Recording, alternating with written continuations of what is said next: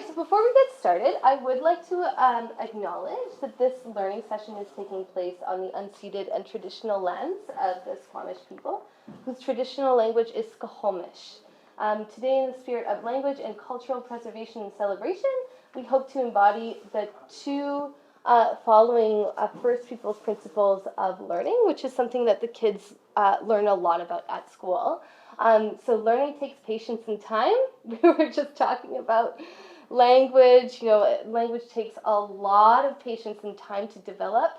And learning involves generational roles. I think it's just a really beautiful thing that a gift really, that we are so invested in our kids, our students' language and cultural development, and we're passing that on from one generation to another. And at Mulgrave here, we are committed to reconciliation through education while continuing to build relationships with the Squamish people. Okay, so just to get started, so my name is Lucy Wallace. You might know me if I teach your children. So I am a PYP French teacher here at Mulgrave. I've been here for 8 years. But I am also the Heritage Language Coordinator. So my job is really to help elevate, celebrate, develop heritage language, mother tongue language in the entire school. That is a big job because it's a big school. Of course, we can't have wonderful Mandarin A programs for everybody, Russian A, or, unfortunately that's not possible. But we do our best to make sure students feel supported and families feel supported as well. And I'm also in the middle of doing my Master's of Education at UBC in modern languages, French specifically, but there's a lot that involves language learning more generally. And you're going to see throughout the presentation today, I'm going to be giving some personal examples, and Jason as well. And we have two kind of different makeups of families. So, hello, welcome. You can come sit right in the front if you'd like. I come from a bicultural family. So my mom is from France, and my father is Canadian Anglophone. So his first language is English. So that makes for a very unique, growing up situation. I don't know if anybody else is in that situation where you've coupled up with someone who is from a different culture, different language from you. And so that created a unique learning environment, and we'll see with Jason that was a little bit different for him. Okay. 你好，我的名字叫 Jason， 我在这里长大，我的爸爸是长沙来的，和我妈妈是武汉来的，我长大时候我好害怕，我不喜欢学中文，他放我在中文学校和我老师不想去 ，so 我觉得我的中文不是很好。So my name's Jason. I was born in Tsleil-Waututh here in Canada, just in the Lower Mainland. But my mom is from Wuhan and my dad's from Changsha, China. They immigrated in like the late 80s. They put me in Chinese school and I really didn't like it. But we'll get into that in the presentation today.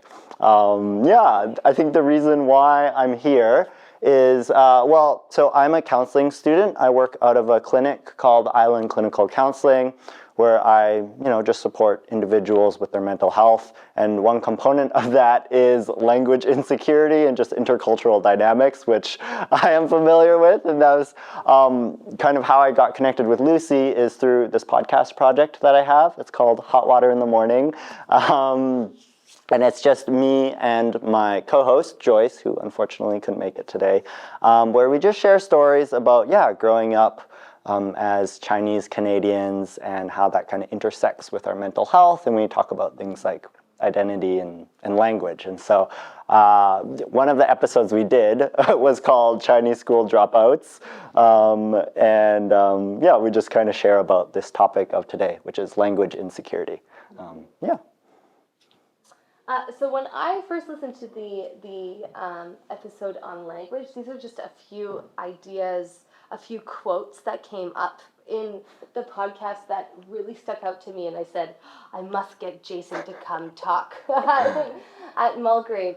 And so these things are a product of growing up in a society, in a culture, in a community where English, or the language that is dominant, is different from the one that we're trying to encourage and teach at home.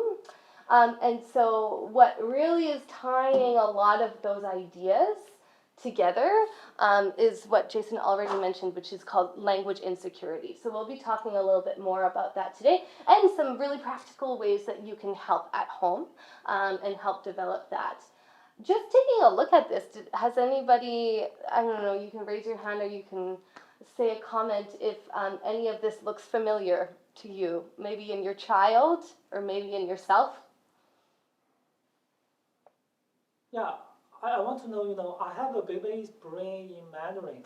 What does that sentence mean? Well, to me, what that means is I feel like I only speak to my parents in Mandarin, and it is the vocabulary we use kind of gets to a point of I'm 5, and after that I don't know how to communicate any like sophisticated topics, like never going to school. I don't know math I don't know different subjects. So I feel like I only know how to go to the bathroom, ask for food, go to bed. That's the extent of my Mandarin. And so when talking to another adult in Mandarin, I'm like, I have a baby brain. Like, I can't. Yeah, and I think here at Mulgrave, we're really lucky to have the Mandarin A program, of course. Shout out to Miss Yella Shu over there. But of course, that's not, like I already mentioned, that's not the case for all of the languages. So, all right. So, these are some reasons why multilingualism is such a beneficial thing for children. So we know that according to the research, it enhances ties to cultural identity, greater intercultural skills. So children are better able to communicate with people not only from the culture that their parents come from, but also other cultures as well, and that develops things like open-mindedness and communication skills. Also fosters a greater sense of self. And bilingual children have an easier time learning additional languages as well. So beyond just, getting that foundation in the mother tongue, then to build that and learn additional languages, it does get easier. Formal schooling in heritage language, again, shout out to Mandarin A over there, so can provide powerful tools to learn disciplinary concepts. So if they're learning concepts with Mr. Ski, for example, in math, and they already have some of those, that kind of language in their mother tongue, it's easier for them to understand concepts in those disciplines. It also, from a brain standpoint, it is hugely beneficial. There's really recent research that says that the multilingual people have higher density of gray matter in their brain, and it can also delay the onset of dementia and Alzheimer's. So all great things. However, learning a mother tongue or a heritage language is very different from learning any additional language. And that's what we're here for today, and that's what we're going to kind of dive into. Yeah. Yeah. So I don't know, maybe do people have any thoughts to this? Or we'll go back. Just like how does maybe learning a heritage language differ from just learning any language? I don't know. We have post-it notes if you want to think about it, or our group's pretty small. Group, we can also share. Yeah. So why we call it a heritage language? Mm-hmm. Yeah, so we, here at the school, we use the term heritage language because it connects to the culture.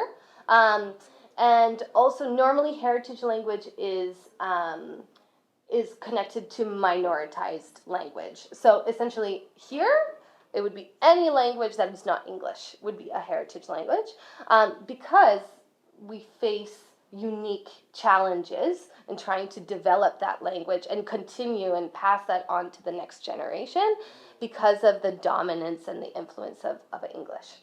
Yeah, yeah. And then mother tongue is, some people kind of use those two terms interchangeably, but mother tongue is normally the language that you speak at home, but you can maybe see in your own children that maybe they could list a few mother tongues that they have. It's not a singular one, right? Maybe they, for me, I grew up really fully bilingual from the very beginning, with my mom only in French, my dad only in English. And then, of course, growing up in Edmonton, there was a lot of English influence, but in my small community, it was French Canadian. So it's complicated, but anyways, I could keep on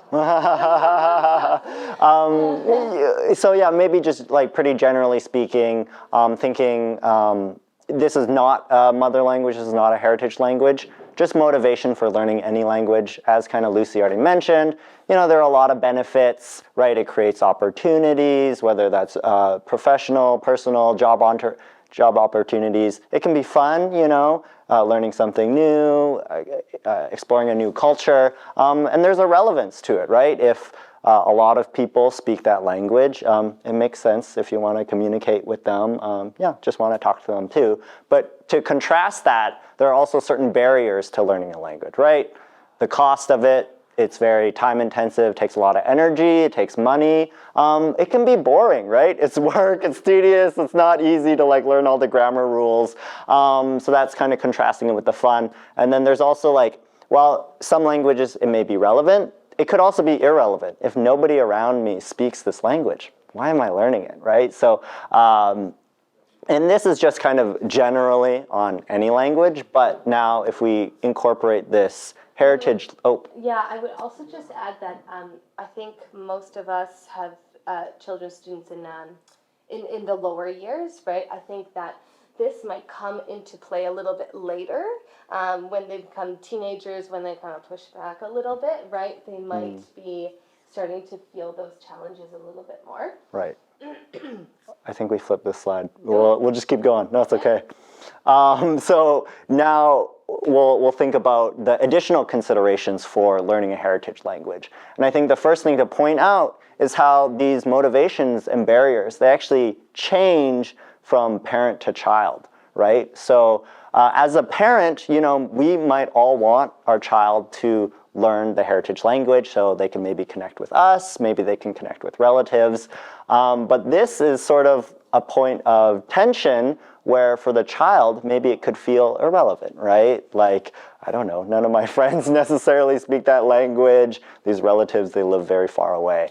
So this is just kind of one, a framework to think about when breaking down the motivations. We can't just necessarily assume that our children can feel that relevance, even though it feels so relevant for us, right? I don't know. With this in mind, do people have any thoughts? Is this a comment that you've heard from your kids, if learning the language feels relevant or not? I don't know. They start questioning. Starting to question now, hey? They start questioning how we're going to use it. Right. What's the benefit of it? What's the point? Yeah. That's very real. Yeah. Do you have any thoughts? How do you explain that to them?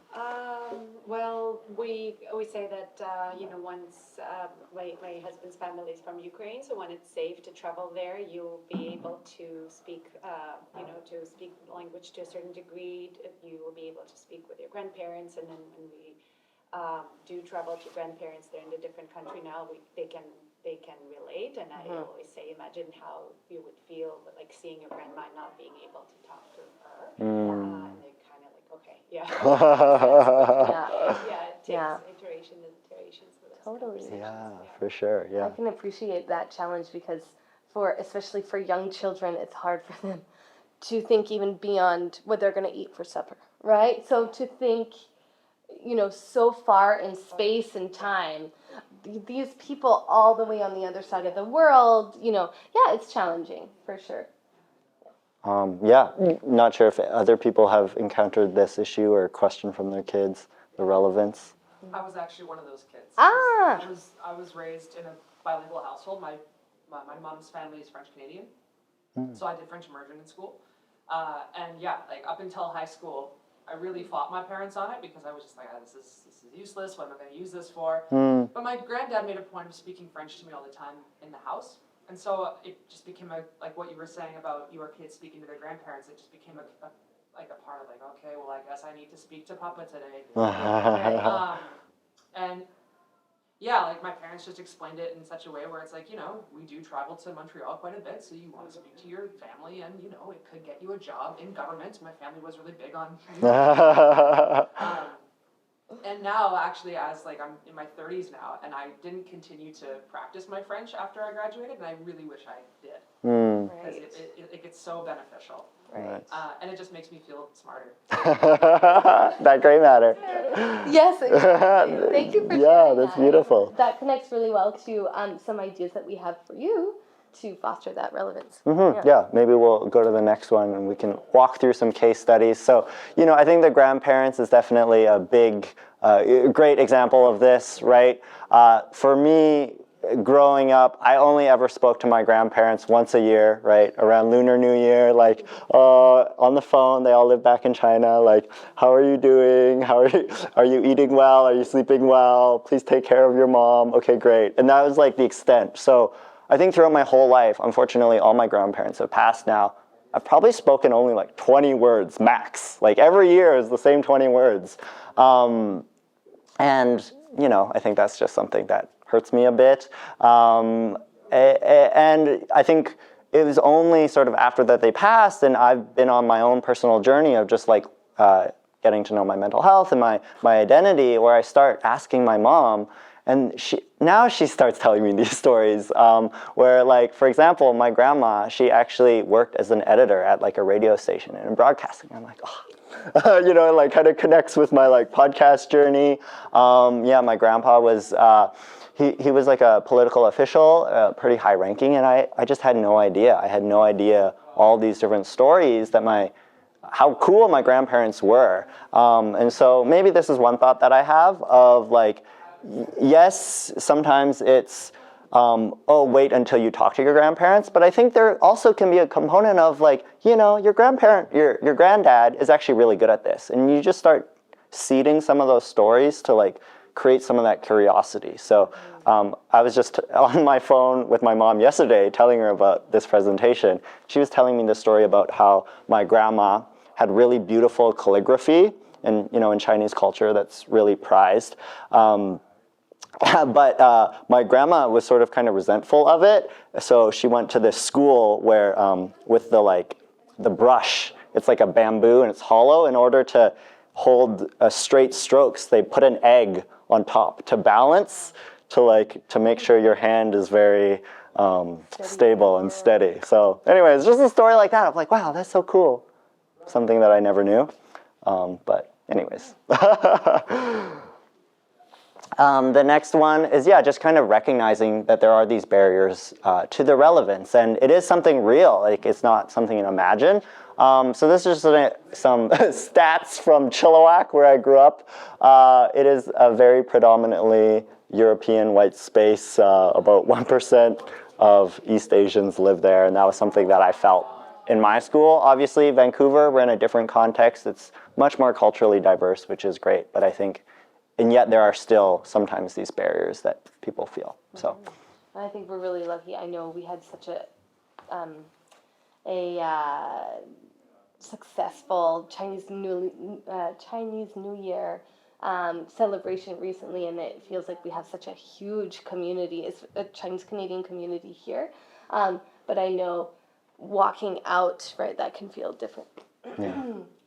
Okay. Connecting to that, from a language perspective, so parents can recognize the relevance barriers and being more accepting of varieties in accent, right, and vocabulary. So children learning your heritage language here in this context are going to have different words, different kind of expressions, different accents, different ways of communicating than you did, because the way that you learned and the context in which you learned your language, obviously very different from this one.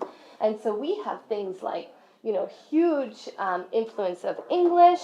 Also, I grew up in the French Canadian community, but my mom was from France. And I always remember, I started using the more French Canadian term for hallway, which is corridor.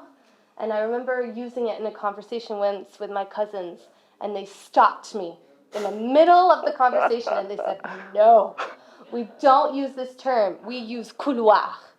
And I just thought, was that really relevant for me explaining the story? Did you still understand what I was trying to say? I think you did. You know what I mean? So I think that, and we're going to talk about correcting a little bit later. But another thing, like in French Canadians love to say la, la, la, la, la, la. And so my mom really did not like that I used that term. So I think that having a little bit more open-mindedness around those influences is really helpful for students to feel motivated to continue learning the language if they feel like they can express themselves in the way that they possibly can, they practically can, right?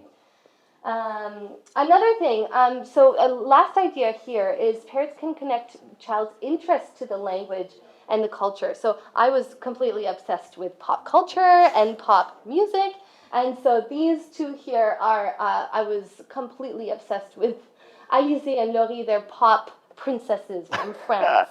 And so I knew every single song from the beginning to the end, and my mom got me these albums, these discs after going to France, and this was, and honestly, it still is to this day. Music is a way that I connect to French language and culture so strongly because it's a point of interest. Yeah. And it's also I can talk to my cousins about, who is coming out in music, and so that also opens up opportunities to connect with people who speak the same language, right? Yeah, that's beautiful. Thanks, Lucy. So coming back to our little grid here, earlier we were talking about relevance. With this one, we want to morph it into kind of like this idea of like cultural pride. So again, maybe a motivator for us as parents to teach our kids is we want our kids to be proud of, where they're from, their culture, to kind of, and language is a way to connect, a vehicle to connect that. That's something that we inherently want.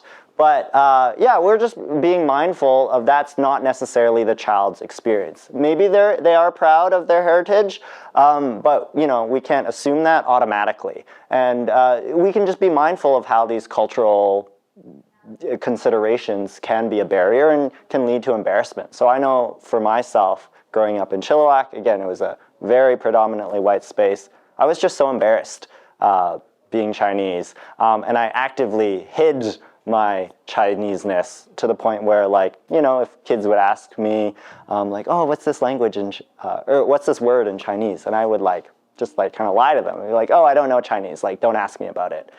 Because being Chinese made me stand out, and I just really wanted to fit in.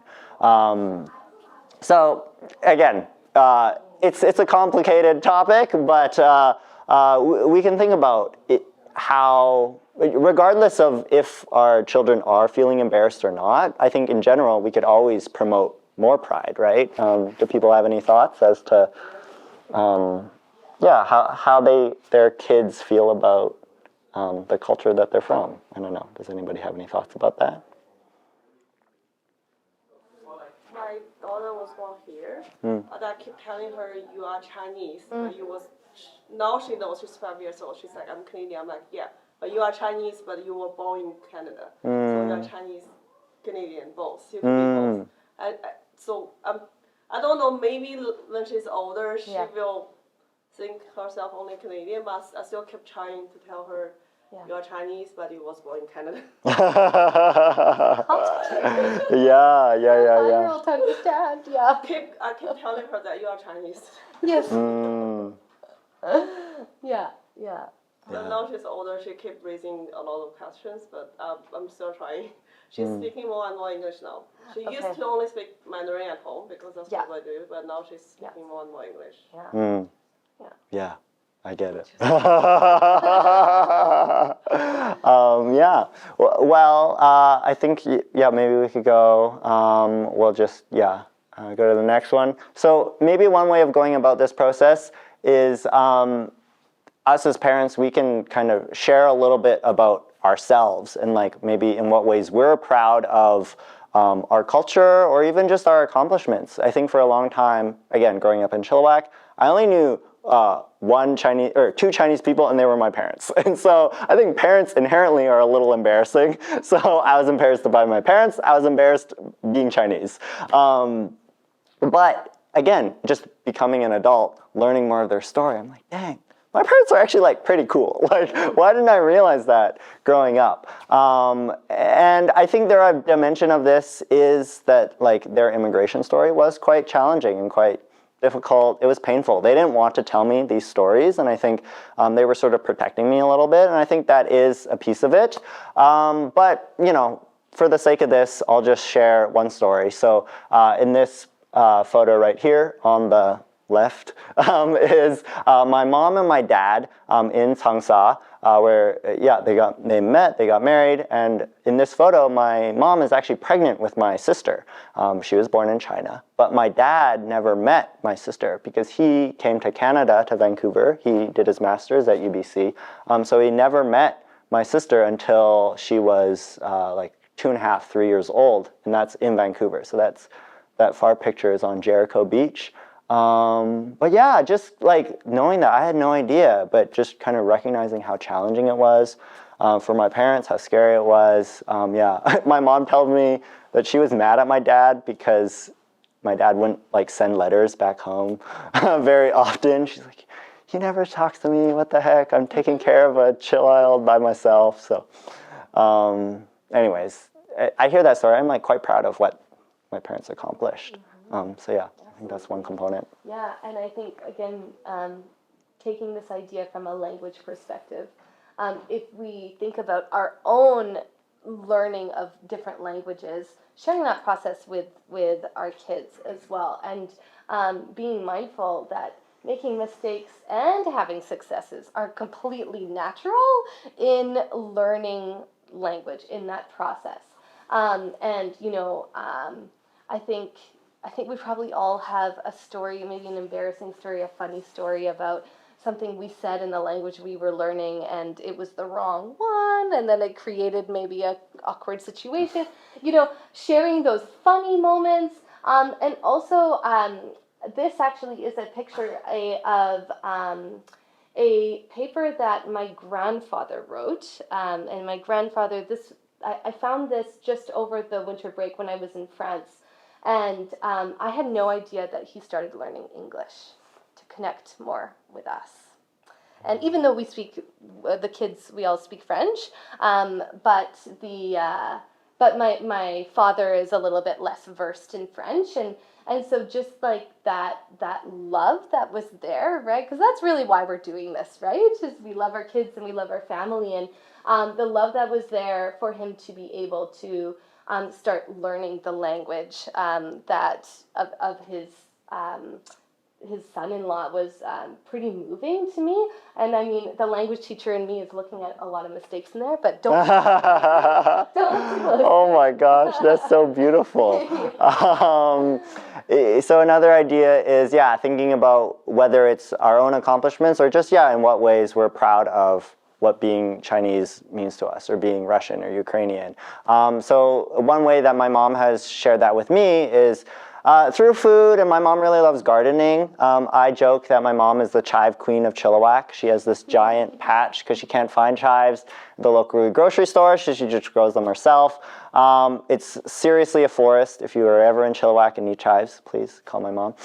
She'll give you some. And she would teach me how to make dumplings. So we would, just sit around the table as a family.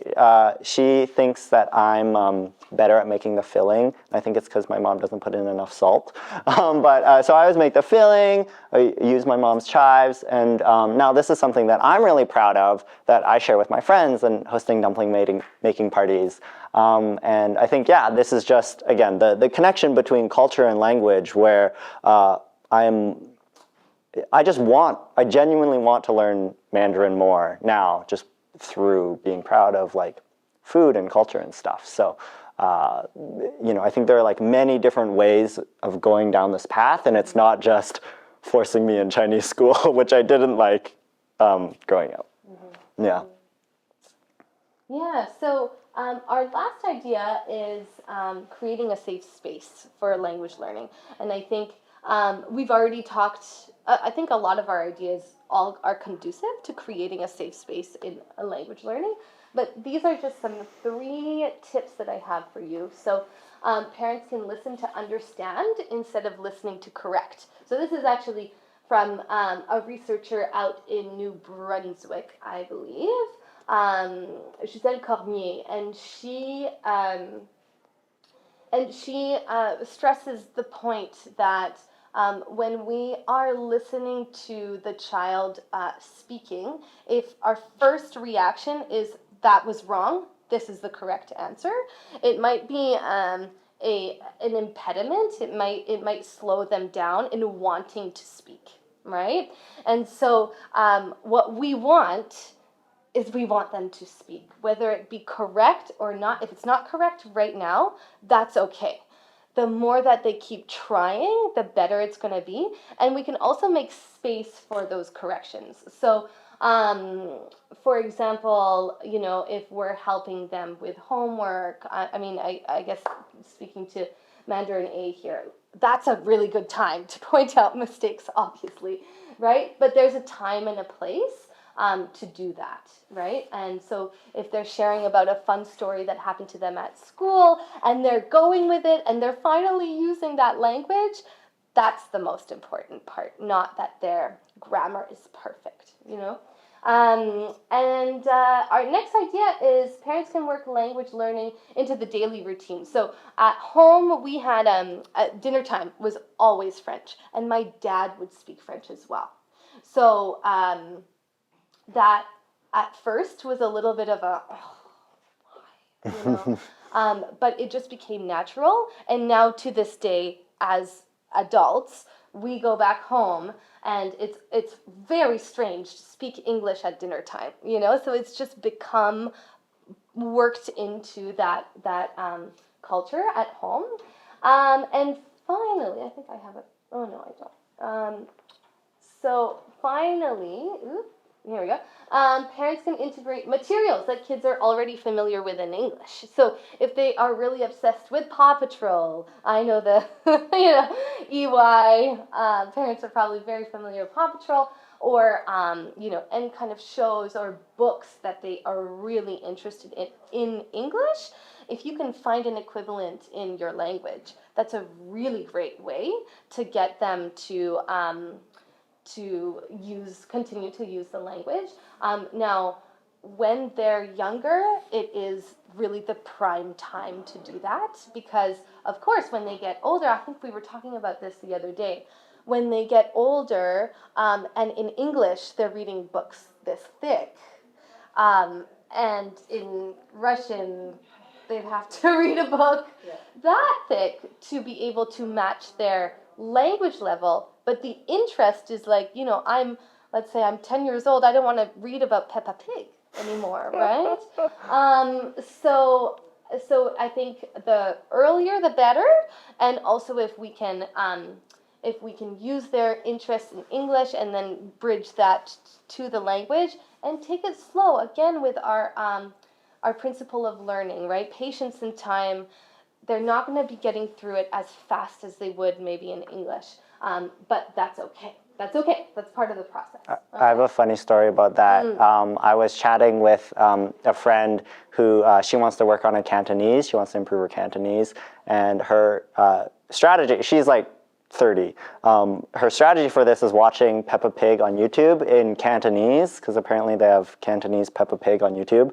And so she was telling me this, and I'm like, wow, that's so cool, that's so fun. And then we were talking to this with someone who's like, her Cantonese is just a little stronger. And she's like, oh, did you know that Peppa Pig speaks with like a British accent in Cantonese? Because it's kind of like posh and like fancy. So she's like, if you learn Cantonese from Peppa Pig, you're going to have a British accent. So I think that's funny. So going back to our three kind of main ways to help develop that cultural connection, language connection, these are some ways that we're doing that at Mulgrave. So relevance, cultural pride, and safe space.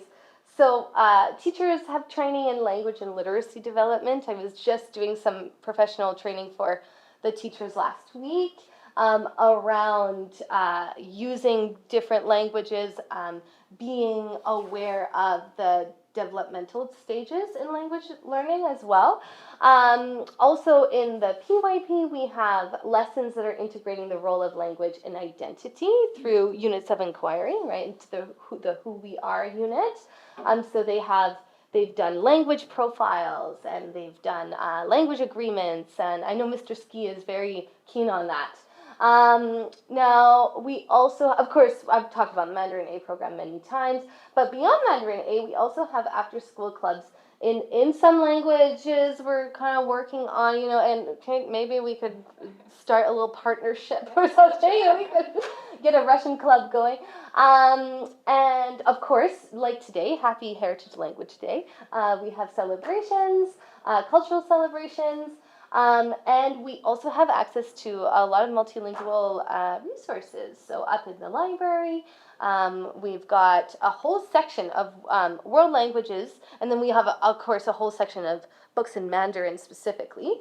So we're well versed in those, and you are more than welcome to access those. Yeah. So, Summer, do you want to take this one? Yeah. Well, I think, just my big takeaway is just like being mindful of how there are these additional considerations when learning a heritage language, right? I think especially with the difference between a parent and a child, like maybe we assume that our kids, maybe have certain motivations to do it, but I think they can feel like barriers, right? And rather than just kind of like sprinting straight at them, just taking a moment, pausing, being like, why are these barriers here? Maybe trying to better understand why there's some resistance, why maybe people don't want, kids don't want to learn the language. And then I think my other point is if in any way making it fun. I know that's kind of hard, but Absolutely. Yeah, learning languages can be fun. Absolutely, yeah. So speaking of resources and making it fun, we have some ideas here, just some additional little tips that you can do to enhance mother tongue and heritage language at home. We've talked a lot about cooking already and food. Music and art is such a great way also to connect. And playing, again, like with the little ones, right? I used to work with immigrant families in Edmonton to build language and literacy skills in Spanish. I also speak Spanish. And the progress that I saw from side to side playing of just, look, the car is going fast. The red car is going really fast. Just speaking out your thought process as you are playing. But really, that goes for anything. While you're cooking, the more exposure, the better, right? And we already talked about set a specific time. Story time is also such a great idea for building in that routine, right? If you do, I know my sister has a 5-year-old, and they do one book in English and one book in French every night. So that's kind of part of the process. And I also brought these books. They're my own copies, just on the side over there if you want to check it out. Unfortunately, they are not up for lending. However, these are really great resources that I recommend. And finally, yeah, we just want to say thank you so much for showing up, and not just here showing up in this space, but showing up for your child and really caring about language and cultural development. So thank you so much. Thank you, Jason, as well. Yeah. Does anybody have any questions? Well, maybe a silly question. Maybe a silly question. Actually, sometimes, when I talk to the kids, about learning, the mother language or the heritage language or third language, they would say that, well, as the AI technology develops, so the simultaneous translation device is available everywhere. Right. So why should I learn a new language? Yeah. Yeah. So I just wonder, how to, persuade the kids to With study changing technology. new language. Yeah. Yeah. So what is the answer? A better answer to? Yeah. Yeah. That's a great question, and I think that is a very pressing question. It's a very relevant, speaking of relevance, question, right? In a world where technology is constantly coming out and we're being faced with it. Now, I think, in my personal opinion, I think we use language to connect with people, and AI can be a tool to do that, but it's not going to replace the ability to be able to speak the same language as another person.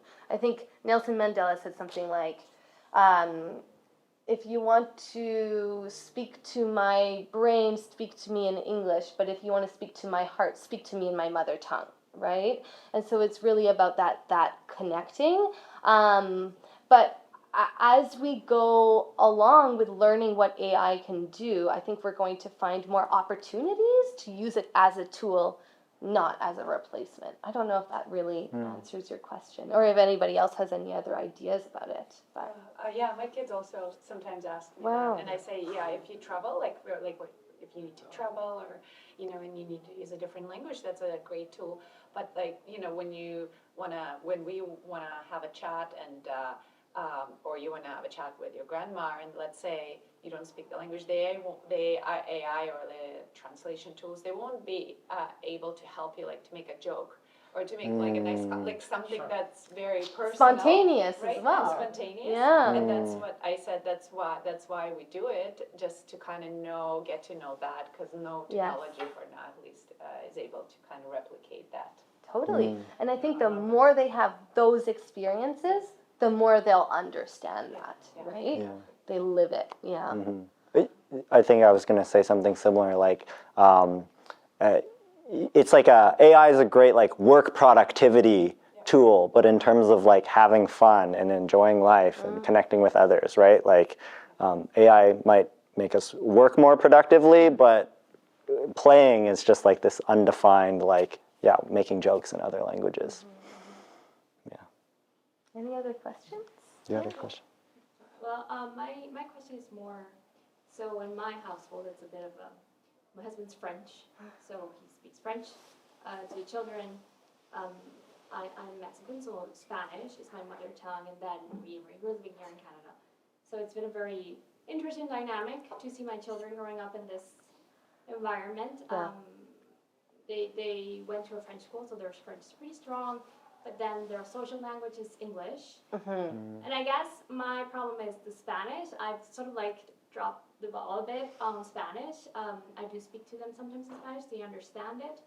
But my issue is, so my son, who has sort of a speech development problem, we've been going to speech therapy, it's been very hard to find, first of all, French-speaking, Francophone speaking speech therapists here. It's difficult, so we're doing English. And so I started speaking less Spanish with him, because I realized, I don't know if I'm doing the right thing of speaking less Spanish, because already in English he's struggling to sort of form these complex sentences. So I guess my question was is there a way, how can I integrate Spanish when there is clearly there's a struggle in well, not only one language, but apparently like English and French. Yeah. So, yeah, how do you integrate a third language? Because this is more bilingual, so how do you integrate that third language? Yeah, yeah. I totally appreciate that challenge. I think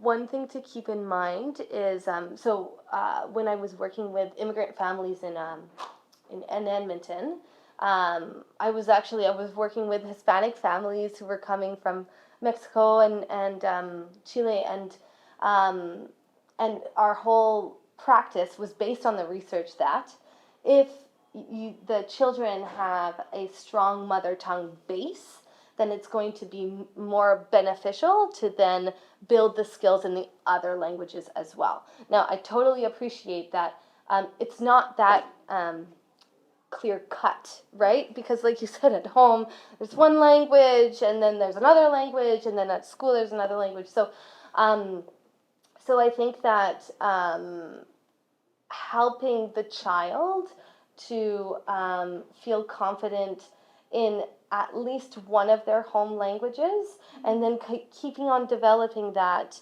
until they gain more confident language skills. Because I think that also another piece of research says that multilingual children will might be a little bit late compared to monolingual children in their literacy development up until about the age of 7.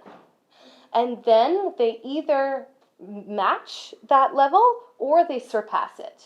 That's what the research says. So I think it's totally normal that your children or your child is having a little bit of a tough time at the beginning. That's very natural, and eventually it will get better. I think the basics of more exposure, it's not detrimental. Yeah. And like I said, if you want to take a look at my books, this one I think has a chapter on children with speech deficiencies. Yeah. Speech delays. Yeah.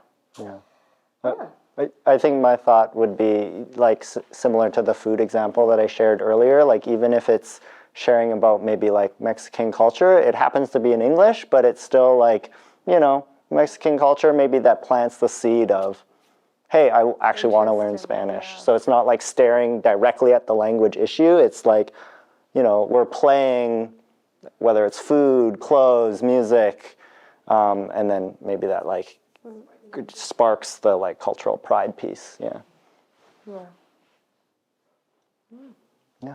Okay. Can I have a question to Jason? Of course.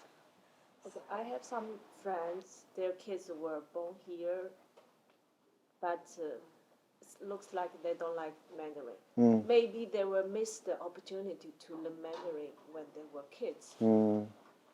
Some serious Yes. So my question is, if they did miss the opportunity to learn Mandarin in kids, maybe when they get 15 or 18 years old, or like your age, if you still want to learn Mandarin, what are the ways that you are taking to learn Mandarin? Yeah, it's a great question. That's something that I'm working through personally. Be prepared for my child for sure job, and I want to know in the future what kind of the way he can. Yeah, absolutely. Can I ask how old your kid is now? Now he's just grade 3. Grade 3. Okay. I think for me, and we touched on it a little bit about like the language identity piece, and I think for so long, I didn't want to be Chinese. I wanted to fit into white culture, and so I was really ashamed of just being Chinese. And I think I used my language skills as a measuring stick of I failed as a Chinese person. And earlier you asked about the baby brain. I think something every day I'm I'm not Chinese enough because I don't know Chinese. I'm not Chinese because I don't speak Mandarin. And that was a really harmful belief that I had about myself of I'm a bad Chinese person because I can't speak the language. And so really that's what I needed to work on, now that I'm at this age is I need to get over the fact that it's not too late. Like, I can still learn. I just need to be willing to like accept some of that criticism, and like really I have to like sort of swallow a bit of my pride to like I think I have this fear of showing up in a Mandarin 101 class and I'm, you know, next to some non-Chinese person and their Chinese is better than me, and then I'm like, oh, I failed. That's not true, you know, like we're all on this learning journey. Sure, maybe their Mandarin is better than me, even though they're not Chinese, but I shouldn't let that get in the way of like, actually, I want to work on this. And so, you know, when I started today, I spoke in my accented baby brain Mandarin as a challenge to myself to like, you know, because your Mandarin's probably better than mine. Yes, I speak with an accent, but I still want to learn. And so I shouldn't let the fact that I have an accent, or maybe I missed my opportunity, I shouldn't let that get in the way. I don't know if that answers your question. So including taking the Mandarin courses, so do you, like others, making Chinese friends or making friends speak Mandarin and try to talk with them in Mandarin? Totally. Again, kind of on the like trying to make it fun, I volunteer at this nonprofit in Chinatown, and it's helping low-income seniors who they don't know English, like Chinese seniors in Chinatown, just like picking up groceries, or like sometimes they'll go to a doctor, like medical appointments, and you know, they have translation issues. So as a volunteer, I can go and help be like a translator for them. Again, my Mandarin's not perfect, but it's like a really great environment for me to practice, and it's fun, and I think they know that I'm learning, but yeah, it's just sort of that I need to get over the fact that like I just need more exposure and finding other friends and stuff. I think the environment, the language environment is very important. It's very helpful. Yeah. Yeah, and I think you described a really common experience of people of the diaspora, right? So I felt that too, and I've had my full education in French, even postgraduate or my undergraduate was completely in French at a francophone campus, and so, but I still go back to France, and I still don't feel French enough, right? Yeah. So that is something that maybe if your kids don't feel already, they might encounter eventually. And I think that what we can do as educators, as parents, is to let them know that that's very normal, and that they are exactly who they're supposed to be. They're both things, like you said, right? Chinese and Canadian, and that's okay. And that means whatever they want it to mean. Right. Yeah. It's hard. So a piece of that is I didn't really get into it today, but I was also in French immersion, so I'm fluent in French. Apparently my French is better than my Mandarin, which is but it's like I think I wasn't embarrassed that my French was bad, and so I would just gladly make French mistakes. People would correct me, and I learned so much quicker. And a few years ago, I went to Mexico, and in preparation for Mexico, I like went on Duolingo, learned a little bit of Spanish, and while I was in Mexico, I just like used every opportunity to be like, I'm here, I want to learn Spanish. I'm going all the waiters. I'm just like trying to order everything in Spanish because I want to work on it.